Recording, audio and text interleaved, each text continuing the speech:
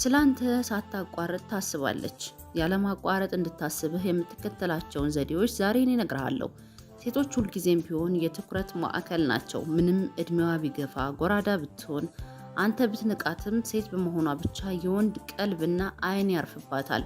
ይህ ንግግር ለወንድ ልጅ መጥፎ ስሜት ይፈጥር ይሆናል፣ ግን እውነታው እንደዚህ ነው። እውነታውን ተቀበል፣ አትጋፈጠው። ቆንጆ ሴቶች በምን ያህል ወንዶች እንደሚሳደዱ ታውቃለህ? ሴቶች አእምሯቸው በወንዶች ሙገሳ፣ መከታተል፣ ልመናና ገደብ የለሽ ትኩረት አብጧል። ለዚህ ነው አንድ ወንድ ሴት ልጅ ቀርቦ ለማውራት ሲሞክር ከሌሎች የተሻለ መንገድን መከተል ያለበት። ሴቶችም ይህንን በሚገባ ስለሚያውቁ በቀላሉ ለወንዶች እጅ አይሰጡም። ብዙ ምርጫ አላቸው። ጥያቄው አንተ ከምርጫቸው ውስጥ አለህ ወይ የሚለው ነው። ዛሬ ሴት አእምሮ ውስጥ ቦታ እንድታገኝ የሚያስችሉህን ዘዴዎች እነግርሃለሁ።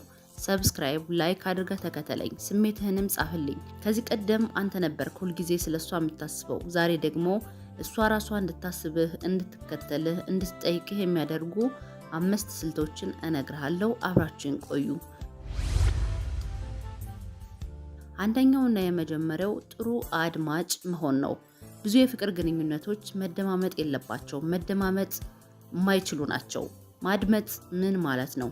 ልቦናህን ከፍተህ ቀልብህን ሰብስበህ ሳትፈርድባት፣ ሳታቋርጣት፣ ሳትገምታት መስማት ማለት ነው። እሷ ረጅሙን ጊዜ ወስዳ እንድታወራ እድል ስጣት። ብዙ ጊዜ ወንዶች ሴቶችን ማድመጥ አትችሉም። እሷ እኔ ኮሌጅ ስማር ብላ ማውራት እንደጀመረች የሚገርምሽ እኔ ደግሞ ጎበዝ ተማሪ ነበርኩ ብላችሁ ሀሳብ ታቋርጣላችሁ። ሴቷ ይህንን በጣም ነው የሚደብራት። በንግግሯ መሃል ጣልቃ አትግባ። ያንተ ታሪክ የት ያመልጣታል? ቆይተህ ትነግራታለህ። እሷ ራሷ እኮ ልቅም አድርጋ ትጠይቃለች፣ ስትፈልግ ማለቴ ነው። እውነቱን ልንገርህ፣ ሴቶች በጣም መደመጥን እንፈልጋለን። እንደምንወደድ፣ ዋጋ እንደሚሰጠን የምናረጋግጠው ወንዶች በሚያደምጡን ጊዜ ነው። ጥልቅ ወሬዎችን እንድታወራ የሚያደርጓት ጥያቄዎችን አንሳላት። ጥያቄ ስታቀርብልህ በሚገባ መልስላት። ይህን ማድረግህ አንተ ጋር በስሜትና በሀሳብ እንድትተሳሰር ያደርጋታል። ስለዚህ ሁልጊዜ መደማመጥ፣ ጥሩ አድማጭ መሆን ይኖርባል። ይህን ጊዜ ሴቶች ወደ አንተ ይመጣሉ፣ ወይም በአንተ ሰውነት፣ በአንተ ጥሩ ስነ ልቦና የመሳብ ዕድል ይኖራቸዋል። ሁለተኛው እንድትስቅ አድርጋት። ሳቅና ፈገግታ ሰዎች እንዲታወሱ የሚያደርግ አስማታዊ ስጦታ ነው። ሰዎች በፈገግታችን በጣም ይማረካሉ። በሳቅና ቀልዳችን ይሳባሉ። ሴት ልጅ የሚያስቃት፣ ፈገግ የሚያደርጋት፣ የሚያዝናናት ወንድም በጣም ነው የምትማረክበት። በጣም ትደሰትበታለች። እንድትዝናና የሚያደርጋት፣ የሚያስቃትን፣ ከፍቷት ሳለ በሆነ ነገር ፈገግ የሚያደርጋትን ወንድ በጣም ትማረክበታለች። ሴቶች በተፈጥሮ ምክንያት ሆርሞናቸው ቶሎ ቶሎ ስለሚለዋወጥ ለድብርት ይጋለጣሉ። አሁን ስትስቅ ቆይታ ሊከፋት ይችላል። መከፋቷን አስወግዳ ፊቷን በፈገግታ የሚሟላላትን ወንድ እንዴት እንደምትማረክበት አትጠይቀኝ። ይሄ ነው ብዬ ልነግርህ አልችልም። የምትደሰተውን ደስታ። በዙሪያ ያሉ ቆንጆ ሴቶችን የሚያተራምሱ ወንዶችን ብትመለከት በጣም ጨዋ፣ አዋቂና ሳቅ መፍጠር የሚችሉ ናቸው። በቃ ፊትህን ፍታው፣ አትቋጥረው። ወይ ደግሞ ሴት ጋር ስትደርስ ነፃ ሁን። አንዳንድ ወንዶች በባህሪያቸው ፊታቸው ኩስኩስ የሆነ ማለት ቁጥ የሆነ ልትኖሩ ትችላላችሁ። ግን በተቻለ መጠን ሴት ጋር ስትደርስ ጥሩ ለመሆን ፊትህን ፈታ ለማድረግ ሞክር። እንደዛ ከሆነ የትኛዋም ሴት ትማረካለች። ወይም አንተ መጨነቅህን ማሰብክን አቁመ እሷ ለአንተ ትጨነቅልሃለች፣ ታስብሃለች። ሶስተኛው አትፍራ፣ በራስህ ተማመን። ይህ በጣም ከሁሉም የሚበልጠው የመማረኪያ መንገድ ነው። በራስ መተማመን ያላቸው እዚህ ግቡ የማይባሉ ወንዶች ብዙ ሴቶችን ማርከው የፍቅር እስረኛ አድርገዋቸዋል አይደል? ማድረግ የሚፈልጉትን ነገር አይፈሩም። እምቢ ቢባሉም ብዙ አይገረሙም። በራስ መተማመንህን በአክብሮትና ሀቀኝነት ጋር መሆን አለበት።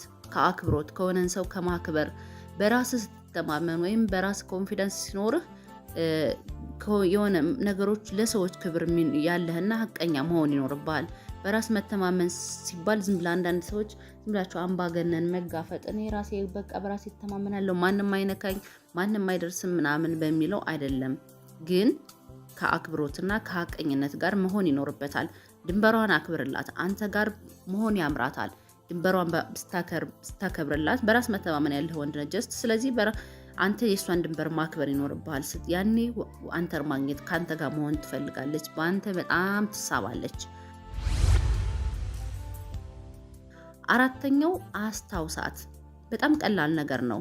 አብረሃት የምትውል ልጅ ልትሆን ትችላለች። የማውራት እድል ገጥሟችሁ ይህችን ሴት ለማስታወስ በጣም ቀላል ዘዴዎች አሉ። የመልካም ምኞት መልእክት፣ ከረሜላ፣ ቸኮሌት እና ሌሎች ስጦታዎችን ስጣት።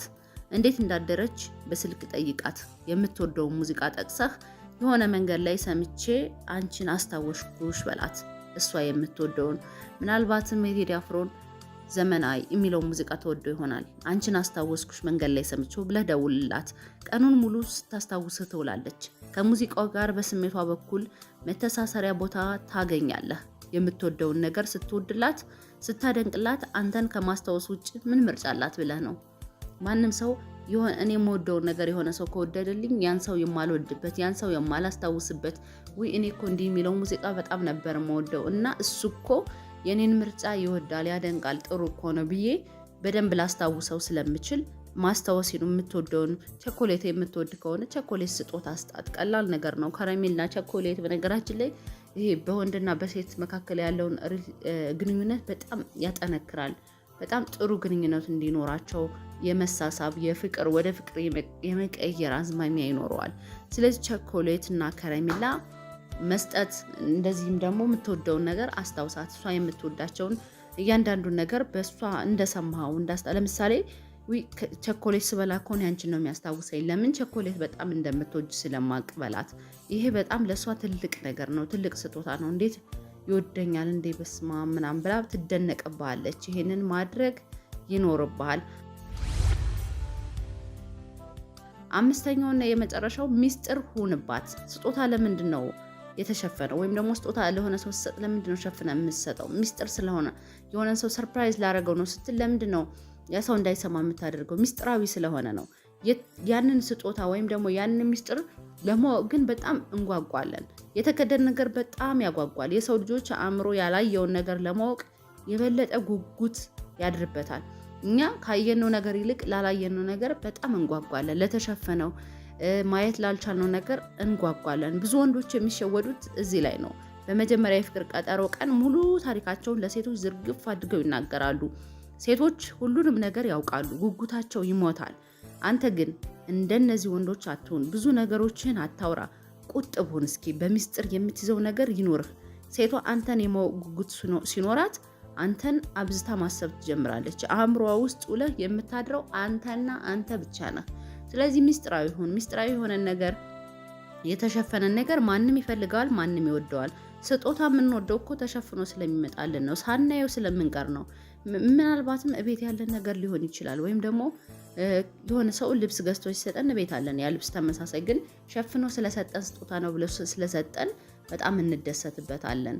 ሚስጥራዊ የሆነ ነገር የሆነ ያጣነውን ያላየነውን በቅርብ የማናገኘውን ነገር አብዝተን እንፈልገዋለን፣ አብዝተን እንወደዋለን።